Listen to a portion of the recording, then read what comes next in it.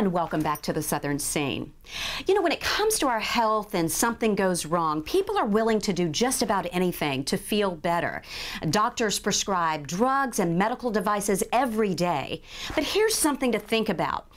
Every time a drug or a medical device is prescribed, they have the potential to produce dangerous side effects. And it seems women are the ones who fall victim to these things so frequently that are produced by big pharmaceutical companies. And that's what we're going to be talking about today in our legal scene. Let's talk about Mirena. What are some of the problems women are seeing with Mirena? Well, you know, that's another birth control device. It's an IUD. And the problems that we're seeing, and we have many young women right here in Savannah, the problem we're seeing is that the device can migrate, it can lacerate the uterus, it can move into other parts of the body. We've just recently filed a lawsuit for a young lady who had the Mirena implanted and got pregnant despite the Mirena device. And when she told her OB/GYN that she had a Mirena, they did a scan, an ultrasound. They said, you don't see anything like that in there. So they just assumed it was gone. She delivered a healthy baby. She started having horrible back pain, and they thought, you know, this is, you know, just related to having had this baby. And she finally went and had a complete workup because she was beginning to lose sensation to her legs and beginning to lose the ability to walk.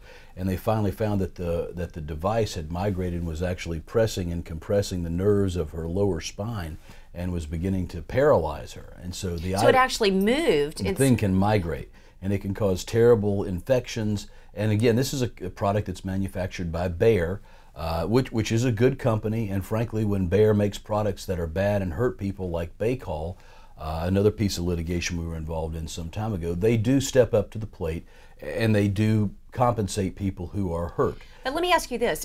I was reading somewhere that a lot of problems with Mirena is the improper insertion of it. So when that occurs, I mean, who's held accountable, the physician or the manufacturer? Yeah, well, generally my law firm tries to avoid suing doctors unless they really have messed up, and occasionally doctors do make big mistakes. Now, why is that? Why do you try not to do that? The honest reason is that in 2005, the Georgia legislature fixed it so the scales, which were already tilted very heavily for doctors, got tilted even more heavily in their favor.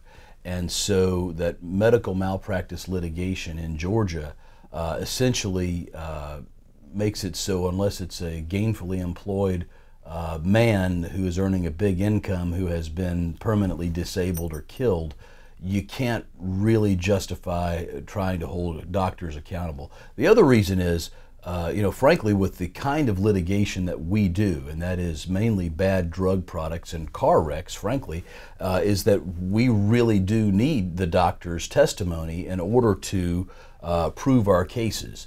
Let's talk about pelvic mesh. A lot of problems with with pelvic mesh. Yeah, it's a nasty, nasty thing. Pelvic mesh is an inorganic product. And anytime you take something that is not able to be recognized by your body and implant it, it's going to have the potential to cause problems.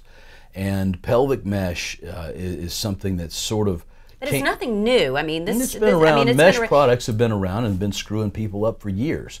Because it's been used for hernias. And it fails in hernias, and it fails just in the same way when we put it trying to fix, you know, rectal or vaginal prolapse. And so what happens is women get really bad infections. They get staph infections. Their partners who are intimate with them have gotten staph infections as well. It can cause permanent sterility. It doesn't treat the problem of, in fact, incontinence, which is one of the things they say it can do. I've talked to a few local OB/GYNs who will tell you they love the product, but they love the product because it's cheap and they can use it easily. It's more difficult to use an organic product like a cadaver product, an allograft, which is a thin piece of human tissue that your body actually can vascularize and make part of you.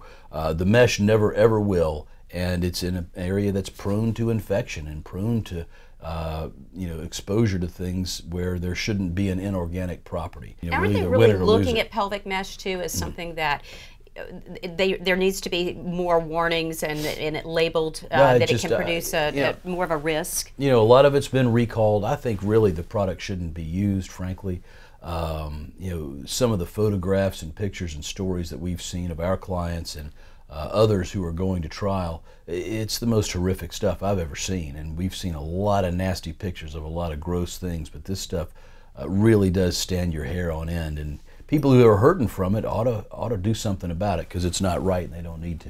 So we've talked about NuvaRing and Mirena and pelvic mesh. So for the female viewers out there, I mean, what do you do? I mean, if you're having problems, I mean, and you start to see problems, and you're using some of these products, what do you do? Well, I mean, obviously your health is the most important thing. You need to talk to your doctor.